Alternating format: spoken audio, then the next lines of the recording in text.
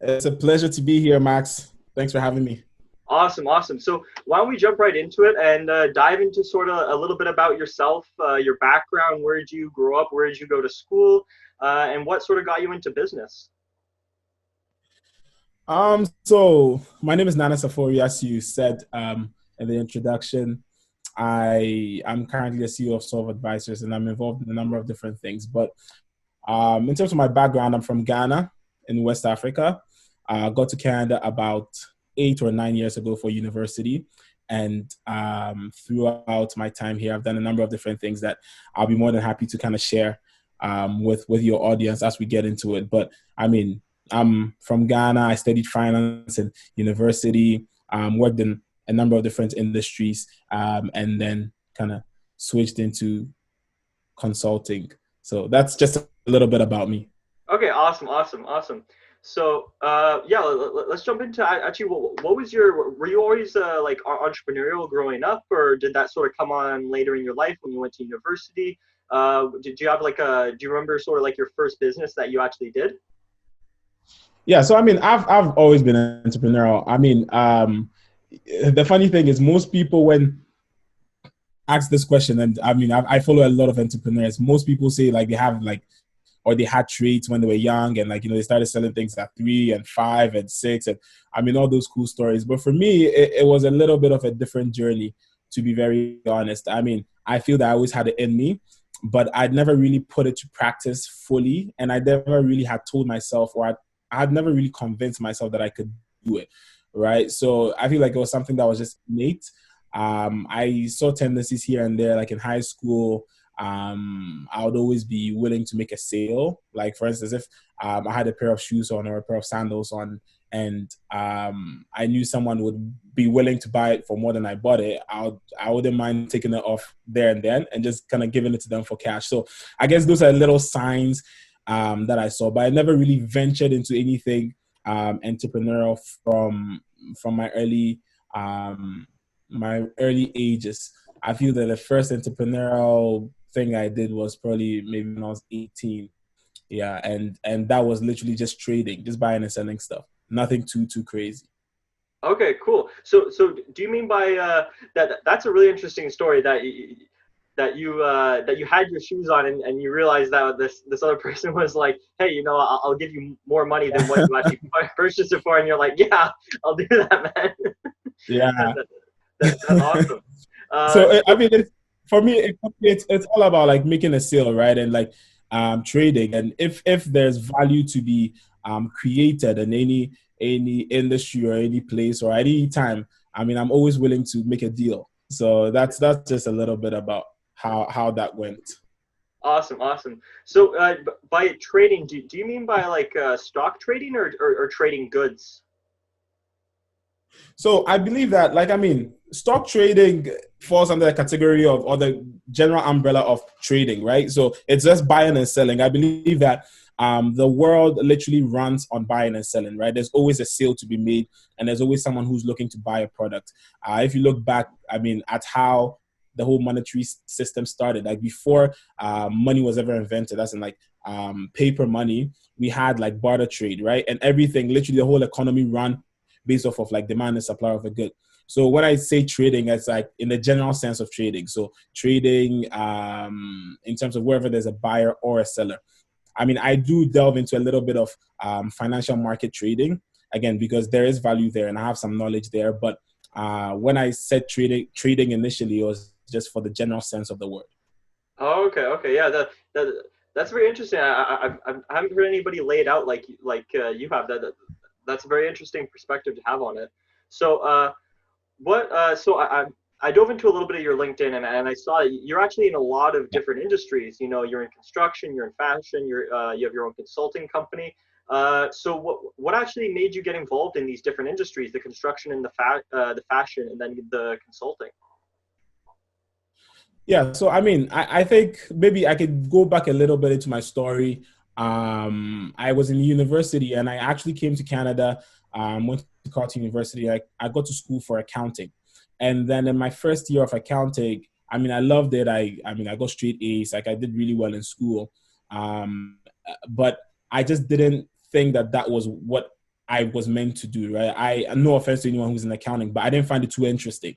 I just found it to like a bit repetitive, and there was no real exciting thing to it. So I had a chat with the prof, and then he's like, okay, you know what, you're good at numbers. Have you considered finance? So I mean, fast forward, I got into finance, worked a ton, and then after school, I decided to venture out. Now, when I made that decision to switch out, I realized that I had a certain skill set, which was problem solving, right? I could literally look at any situation and then kind of diagnose what the problem was and quickly think of innovative ways to solve that problem, right? So then I got into consulting, and it's been really, really good so far. So it's almost like it started off with consulting, and then once I got into consulting, I began to see different opportunities in different industries, right? And then once I identified those opportunities, I began to explore them even further. So first, I started off with just general broad-based strategy consulting for smaller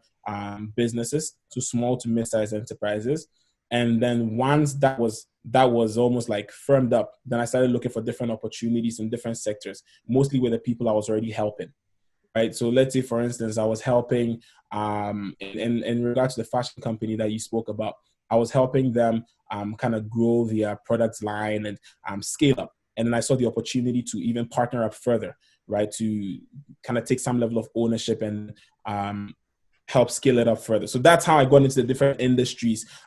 Same thing for construction. That was more outside of Canada. It's an international project that I was working on. And then we saw some synergies there as well. And then we acquired a part of the firm, and then we started doing that as well. So that's how things have been going so far. And that's how I got Awesome, into awesome. different industries. That's actually really interesting. So, where did some of this, like you said, you have an eye for problems and solving them in sort of this strategic sort of view.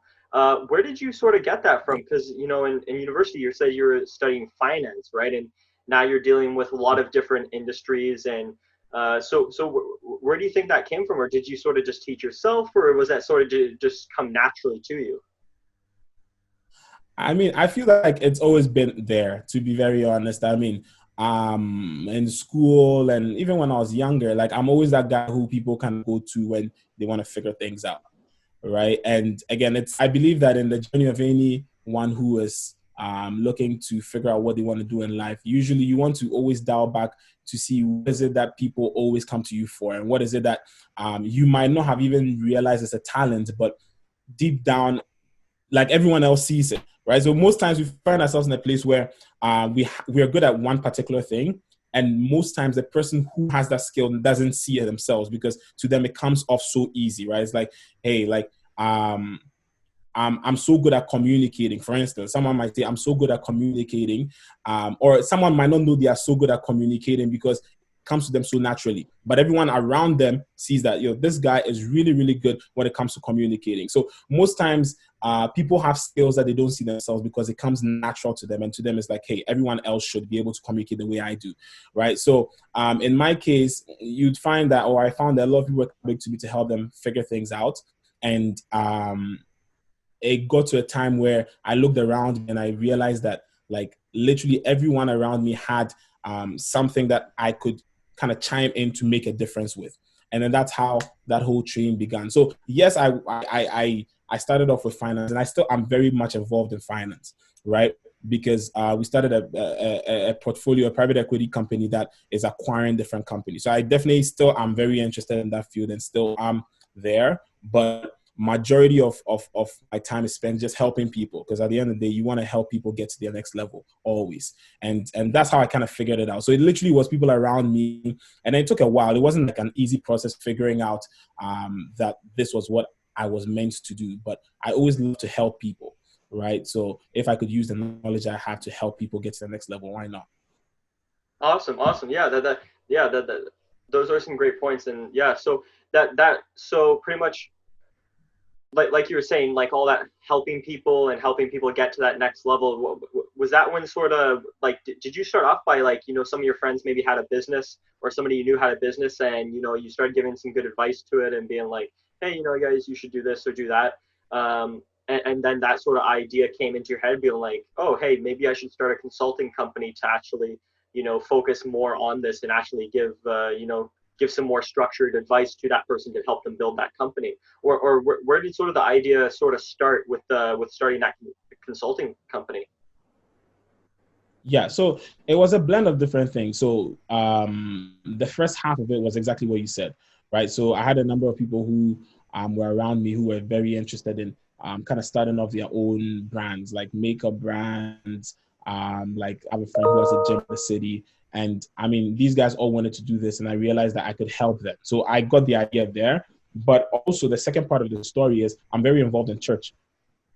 So my church is called Campus Rush.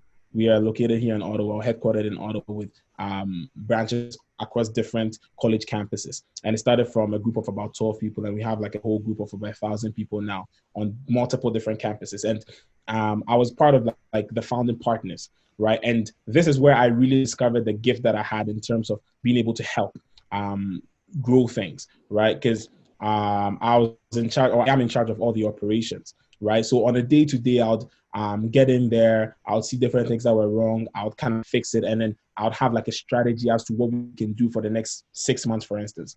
And then to watch that strategy come to pass gave me more confidence, right? Most times as individuals, you get more confidence in your skill the more you see it work, right? And that's exactly what happened with me, right? When I was in school in my last 2 years, we began to build the ministry and began to build the church as an organization.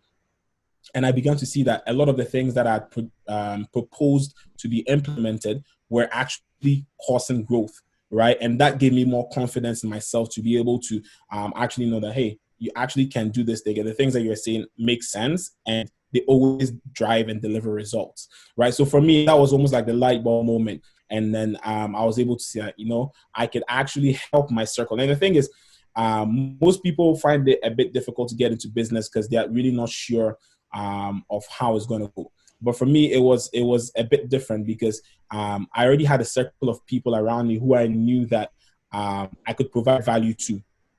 And I mean, it's also crucial, like, and again, for all your audience and everyone who's listening, it's always crucial to remember and try to work with what is in your hands, right? You can't go looking for something crazy, because most times the solution is actually right in your hands, and you just have to look around you and there's a solution somewhere there.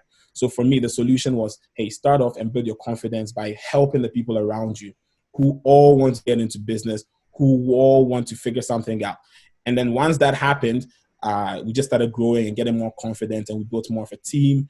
And then the rest is history. Wow, that's absolutely incredible. So, do you mean by church like a religious church, or what do you mean by that? Yeah, so it's a religious church, a Christian church. Oh, okay.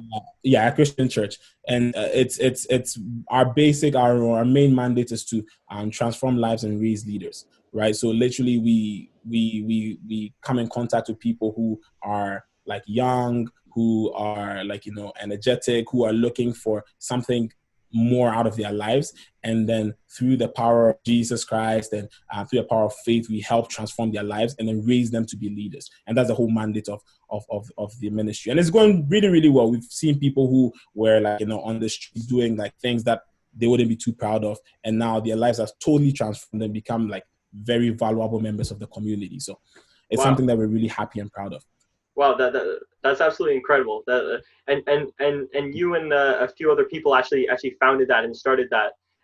That's awesome that you're bringing sort of this faith, but also like a business aspect to it, and helping people, not only with like with religion and stuff, but also with like business, and helping people, like grow themselves and grow their businesses. That's absolutely incredible. So I do actually want Yeah, to jump back. Yeah. So I it's do. been an amazing journey. Pardon me. Yeah, it's been an amazing journey. It was founded under the leadership of a gentleman called Pastor Kofi Date. And I mean, he's a great leader, and we've been following him and kind of building from there. And it's been really great. Awesome. That's incredible. So I sort of want to jump back a bit to actually. You said previously that you had that you started in a private equity company or a private equity firm, or is that what you said? Sorry. Awesome, Yeah. awesome. So So yeah, yeah. yeah, go ahead. I sort of want to jump into that. So yeah, if and anything you want to say on that, yeah, just go for it. So basically, once I started, or after I started Solve Advisors, which is a consulting firm that we have, I never wanted to throw away my finance background, and I always knew I was going to get back into finance some way somehow. But I felt that my in into business was through consulting. Excuse me. So we got into it, and then halfway through, or maybe a year ago, or about 6 months ago, an opportunity came to the table, and I had like almost like a brand new vision of a few things I wanted to do. And what I did was I set up a private equity firm that is focused mainly on venture growth. Right. So most of the people that we were working with were smaller businesses right from the start. So what we did was we provide some level of human capital, right? So human capital resource, or even sometimes cash equivalent into the firm as an investment, and then we get ownership.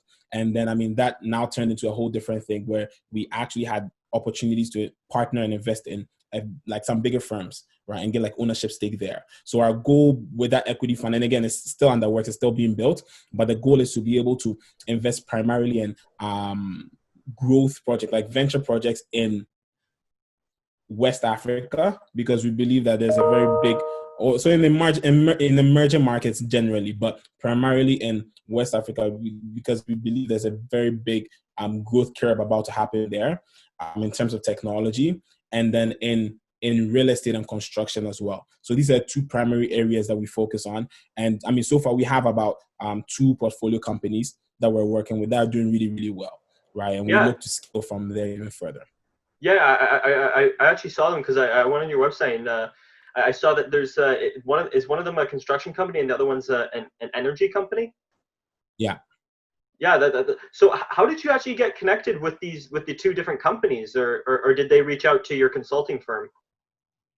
So most of the initial contacts came through like the consulting firm, right? So for the construction firm, that was through a personal connection. So that was a little bit of a different story. But like with the energy project that we're working on, that literally came through like, me putting myself out there and our company being out there as like a company that could help people scale up. And then we were able to somehow form a connection with this gentleman who had a very good opportunity that was on the table now. And then one thing led to another, and we were able to kind of enter into these kind of deals and these kind of arrangements. So I mean, things are still underway or under the works. We're still like working out things and strengthening like bonds and stuff like that. But again, like the mandate of the firm is to kind of invest in venture and real estate projects that are in developing countries.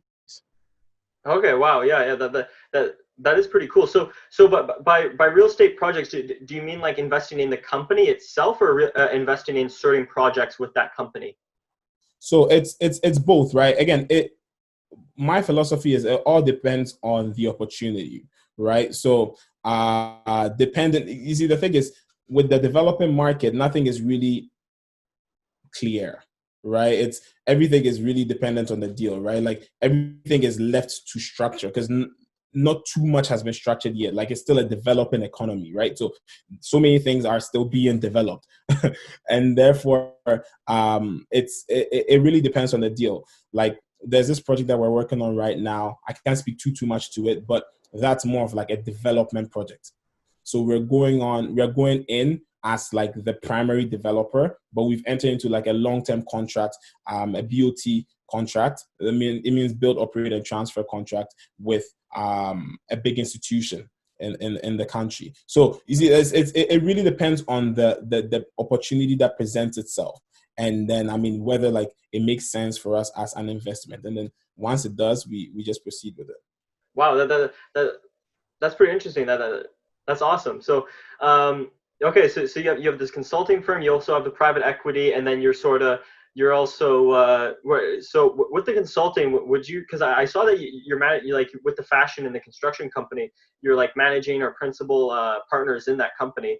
So that's like four to five different companies. So how do you sort of manage your time between all that? I mean, it's definitely not easy. But I try to maximize the number of hours I have in a day, right? And I delegate where I can, but then I make sure that I still have oversight, right? So I mean, obviously, I'm not Superman. I can't do everything perfectly all by myself. So I have a great team of people around me who help augment everything and move everything forward in remarkable fashion. And I just want to thank them while I'm at that. I just want to thank everyone on my team who helps me out.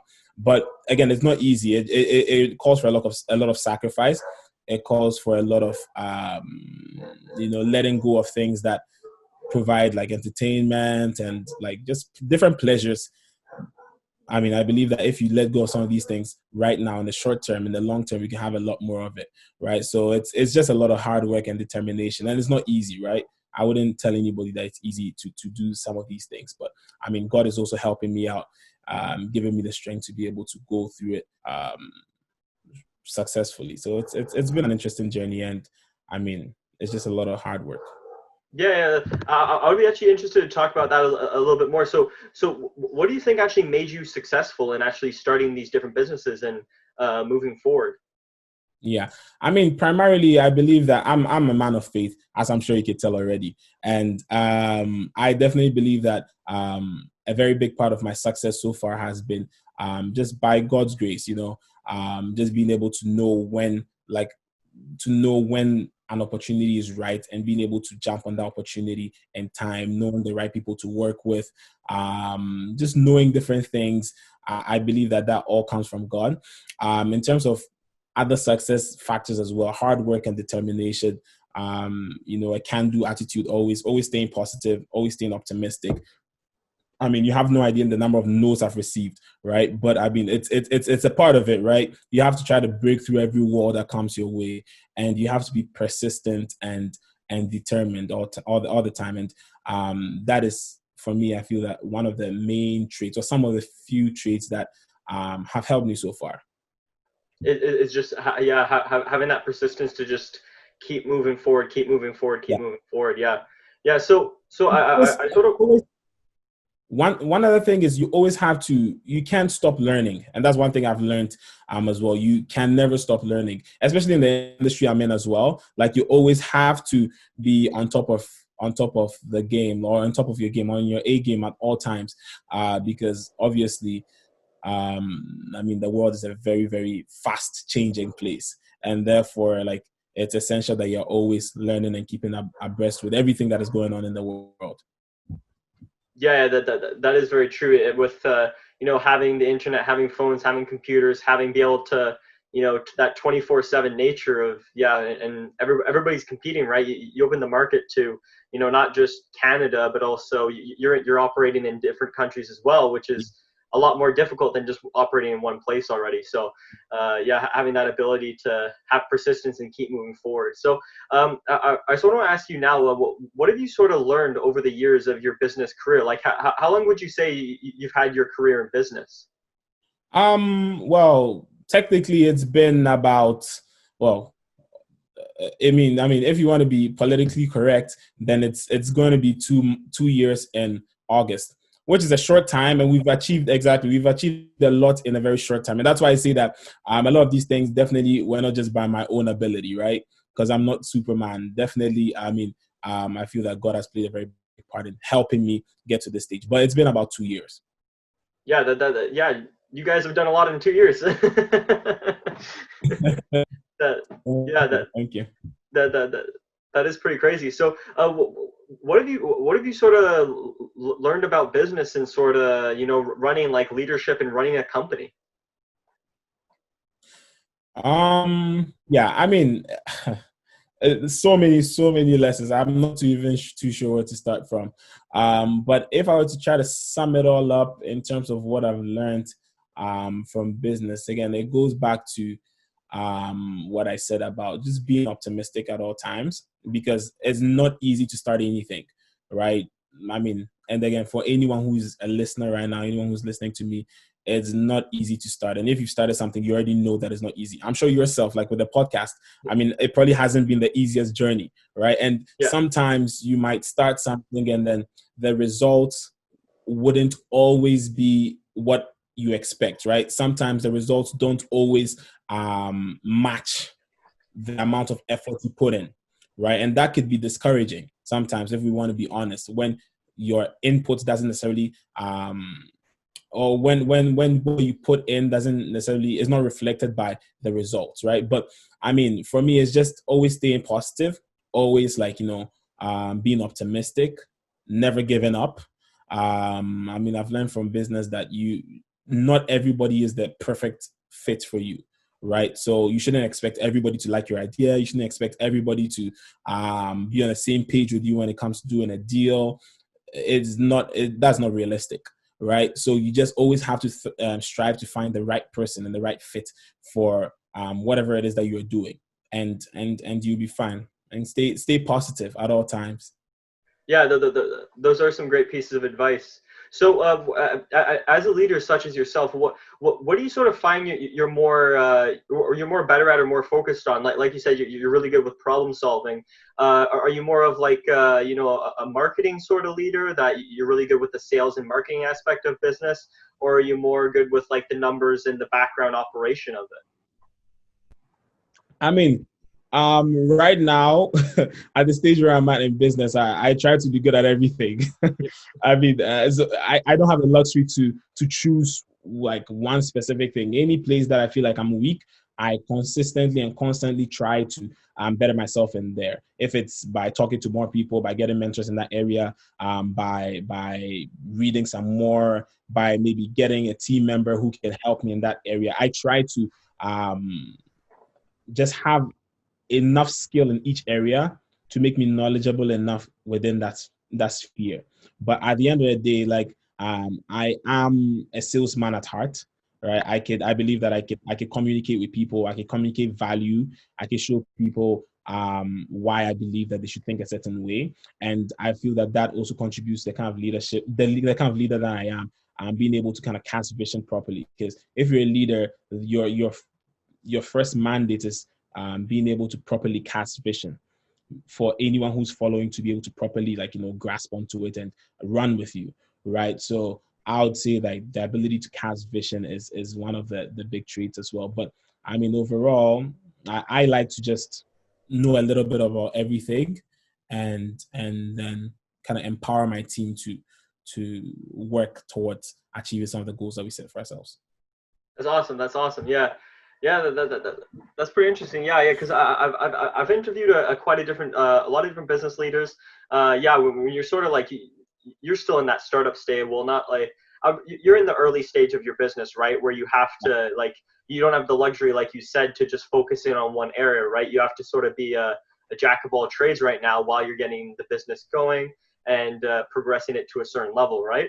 And yeah, like I've spoken to a lot of different entrepreneurs, and a lot of them, coming back from, it sort of seems like a lot of them sort of have this one skill in this one area, which they're really good at. And it's like you said yourself, you said you're more of a salesperson, marketing. I've seen other entrepreneurs that are, really good in like the numbers, and they're really good in the underwriting and all that sort of stuff. So I really think that you can be successful no matter what sort of area you are in, and sort of you can progress really fast. It's just, like you said, just mastering those areas where your weaknesses and getting those mentors to be brought in.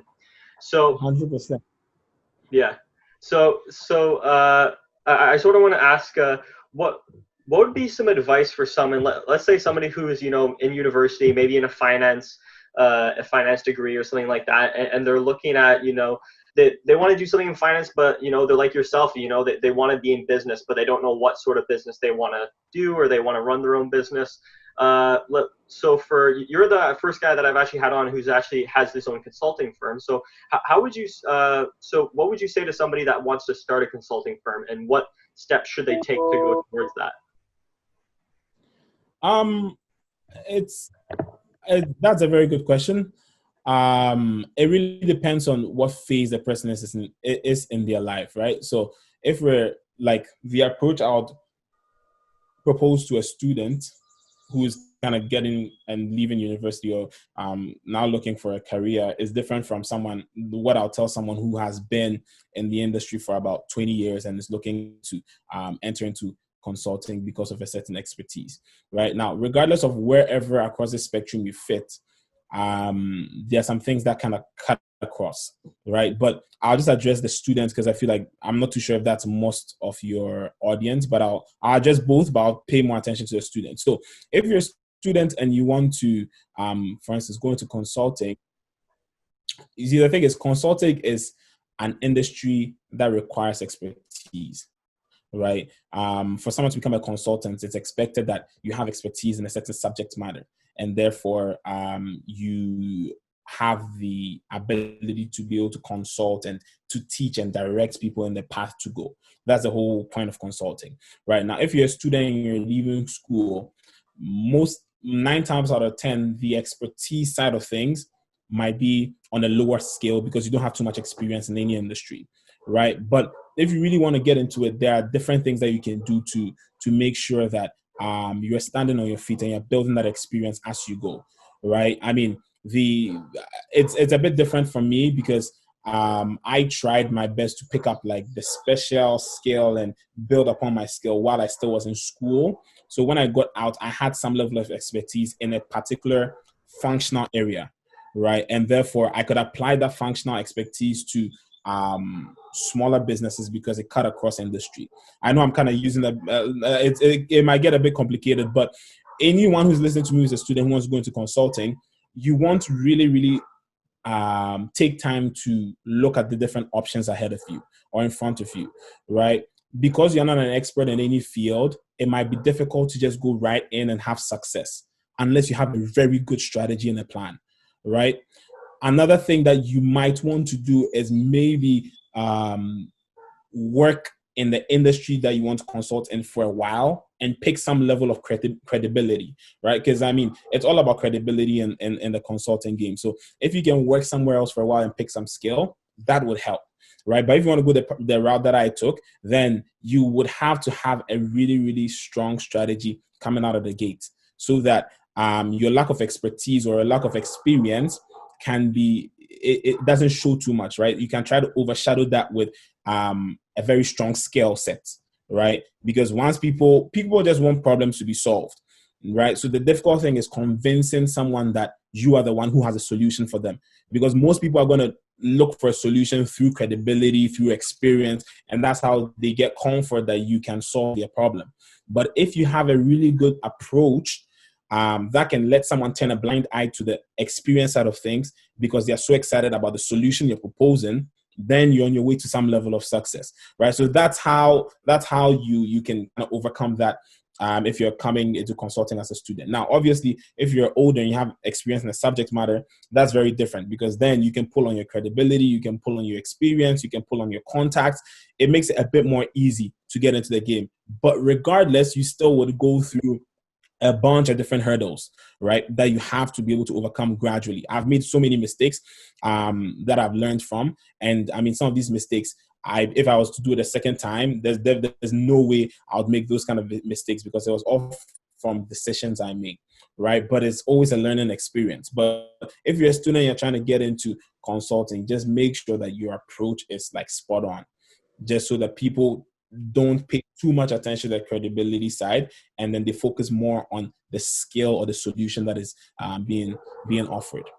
Oh, okay. So by approach, it's like knowing exactly what your process is and exactly the value you're going to bring to that company, and have it down pat and be able to communicate that pretty much effectively and confidently that they think that yes, this guy, this Yeah, guy can do the job that he is saying he can do. He looks young, exactly. but he knows exactly the point that he's trying to make here, and he knows the value that he's bringing to the company. He knows what problem he's trying to going to solve, and he has a plan that he's going to solve it with. Exactly.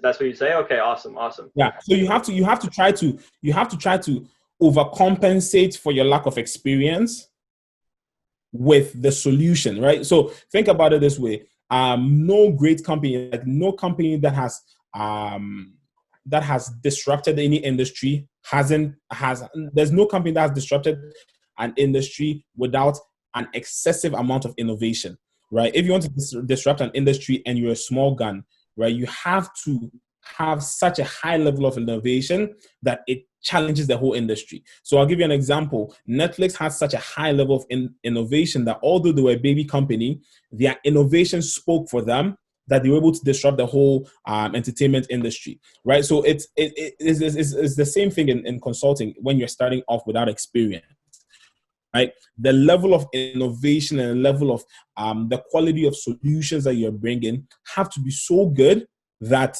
no one can turn a blind eye to it, right? And then it becomes so irresistible that like all the other things that you are lacking on become irrelevant because of the solution being proposed, right? So it's not just necessarily in the process; it goes more than just the process. It's the ability to communicate value and communicate that value properly, right? And provide real solutions and like to some degree even begin to show a little taste of your work prior to, because you're going to have to do a lot of work to convince, right?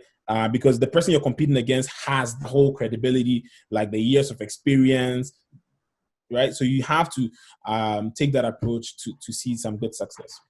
Okay, awesome. Yeah, those are some awesome points. So how did you actually go about practicing or getting yourself ready to that point and sort of winning those first few contracts, right? Because I mean, like it's if you're young and you have no experience previously, and pretty much then you're trying to win, and then the competition has some guy who's 20 years of business experience in it, it's going to be a little bit difficult. But like you said, you have to bring that innovation and you have to bring a new thought Yeah. to pretty much the problem. So how did you actually sort of train yourself to win those contracts?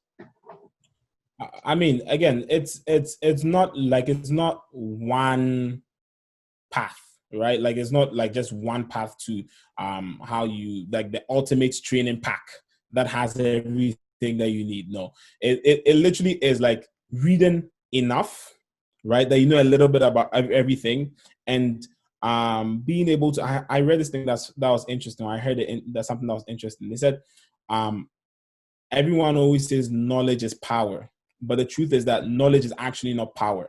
Applied knowledge is power, right? So it's about finding a way to apply the knowledge, right? For me, what I did was I again, and it's part of like the skill that you have to kind of harness and develop, right? If you're a consultant, almost anyone who wants to go into consulting is most probably a natural problem solver because that's the nature of the role, right? Now, it's all about harnessing the skill, right? Because there's no kind of training that you can do that can give you ideas. Ideas come out of practicing the skill of being able to apply knowledge, right? So because like an idea is applied knowledge. So it's really it really kind of boils down to apply how well you apply knowledge, right? So first you have to get knowledge, right? If you want to go into consulting and you don't read enough, like you're joking, right? If you want to go into consulting and you don't try your hardest to know everything about a particular industry or the industry you want to go into, you're not even ready for the game, right? So it's all about trying to read as much as you can and even watch and listen to as much as you can. Talk to people in the industry, do research, look at pure play competitors. What is it that they do that makes them successful, right? You literally have to eat up the industry more or less and make sure that you have a very clear understanding of everything that happens in the industry. From there, then you can begin to try to now bring that skill, which is applying the knowledge to create solutions. So, I mean, for me, I couldn't tell you this is the way I got ready. No, because there's no way I got ready. I just tried as much as possible to talk to anyone who I knew who had any knowledge about the industry, to do as much research as I could, to look at different companies. And then from there, we began to move. Okay. Okay. Awesome. Yeah. So those were some really good points of advice. Also, yeah, just having like you first have to understand the industry you're going to go into, right? Like, Yeah. I mean, well, like if you're consulting, you're going to be consulting to a certain industry. You really have to know that industry, everything that's going on, the competitors, the new innovation that's coming out. Once you know that, then you start pretty much practicing the process of like where is their problem and how would I fix this, and see, Yeah. then then go to different companies that maybe see that they might have a problem, or they have a problem that they don't even see. That's the thing with being a great consultant, is they have a problem that they don't even know exists, and then you come along and say, hey, this is a problem that this is going to come up in the future most likely, and I want Yeah. to help you guys get ready for it, so you're not going to run into this problem which could hurt your business down the road. So Yeah. Hold on. that's awesome. That's awesome. So we're actually coming to the end here. It's been great having you on.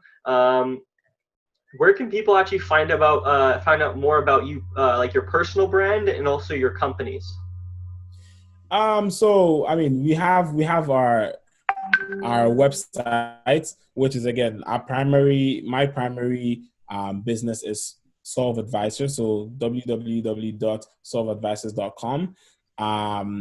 You can just kind of fill out a form, and one of our people will be more than happy to kind of get in touch with you to see how we could potentially help. Again, our main mandate at Solve Advisors is to help small businesses grow, small to mid-sized enterprises. And we do that through offering a one-stop shop solution. So the whole goal and the whole approach, I was talking about approach, right? So our whole approach is that we offer advisory services to small to medium-sized businesses, but we create a hub where they can have access to different specialized services as well. So let's say, for instance, we have like a coffee shop who's looking to start a franchise, and we help advise them as to how to properly put together their franchise and set everything up. The next stage for that coffee shop is probably branding, figuring out how to create a long-lasting brand. Well, guess what? You wouldn't have to go elsewhere for that, because we can help you do that as well, right? Your next approach might be marketing. Guess what? You don't have to go anywhere. We can help you do that as well. So we're trying to eliminate the whole notion of having to jump from consulting firm to help with different services. We try to offer everything together as one bundled package. So that's a little bit about who we are and what we do. We are moving our offices downtown, so I couldn't give the new address yet, but we are in the process of finalizing that. But just give us a call or just send us an email, and we can be more than happy to help out. And then also, like, in terms of like the fashion side of things, zanayaarts.ca, so you can go and shop some apparel as well.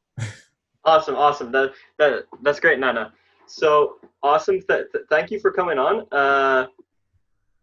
Yes, thank you very much for coming on, and hopefully, yeah, I would love to have you back on in the future. Maybe in a couple of months, or maybe 8 to 9 months or something, and sort of see, catch up, see what's going on with your business, see what's going on with you, and yeah, take it from there. I love this, man, and you're doing such an awesome job. Thanks for the opportunity to kind of speak to your audience, and I wish you the very best of luck in the future. Thanks.